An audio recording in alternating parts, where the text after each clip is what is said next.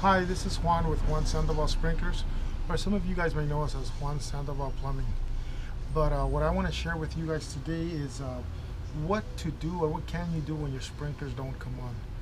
When your sprinklers don't come on, the first thing you may want to do is check your controller.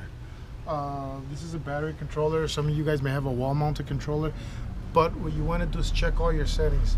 Make sure that your settings are where you want them to be or where you need them to be. The second thing you want to do is check your solenoids. And you don't. This is the solenoid that the controller tells the solenoid to turn on. If that solenoid goes bad, it's not gonna come on. And the way you test that is when you know which valve. You know which valve is not coming on. All you gotta do is swap solenoids with a neighboring sprinkler valve. Obviously we don't have one here, but if I had another sprinkler valve here, I would just swap solenoids and then see if it comes on with the controller manually. If it does come on, that tells you it's the solenoid.